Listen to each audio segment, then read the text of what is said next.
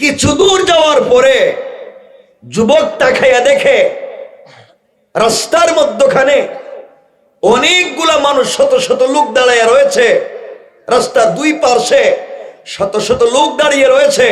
রাস্তার মধ্যখানে কেউ বলেছেন বিশাল বড় একটা অজগর সাপ, কেউ বলেছেন একটা বাঘ দাঁড়িয়ে আছে। আমরা মনে করলাম রাস্তার মধ্যখানে বড় একটা বাঘ দাঁড়িয়ে রয়েছে। যুবক চিন্তা করলো, এই মাত্র কালিমা পড়ে আসছি, পাবলিককে জিজ্ঞাসা এখানে ঘটনা কি। পাবলিককে জিজ্ঞাসা করলো, তোমরা রাস্তা পার হচ্ছ না কেন? সবাই বলছে, বাবা এই বাঘের ভয়ে আমরা রাস্তা পার হয়ে যাই না। যুবক সিদ্ধান্ত নিল, এই মাত্র কালিমা পড়ে আসছি, আল্লাহর কালিমার কেমন পাওয়ার পরীক্ষা হয়ে যাক।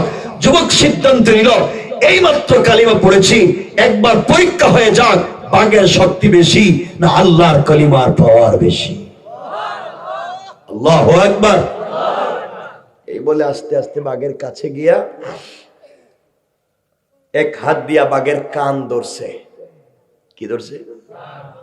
না সুবহানাল্লাহ বলবেন না, মনে হইতেছে আপনারা মনে 2-4টা করে বাঘ ফালতেছেন নাকি। তা এক হাত দিয়া বাঘের কান ধরছে, আর আরেক হাত দিয়া বাঘের গালে আচ্ছা মতো থাপ্পড় লাগাই দিছে। জোরে বলা লাগবে আল্লাহু আকবার। আরো জোরে বলতে হবে আল্লাহু আকবার। যুবক থাপ্পড় দিয়া বলতেছে, এই বাঘ, আল্লাহ তোকে বানাইছে বন জঙ্গলে থাকবার জন্যে, তুই রাস্তাঘাটে পাবলিকের ডিস্টার্ব করস কেন?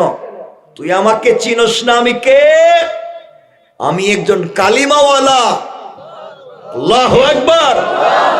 এই কথা বলতে দেরি হয়েছে, বাঘ মাথাটা নুয়াইয়া কানটা নাড়াইয়া জঙ্গলে যেতে 1 মিনিটও দেরি করে নাই।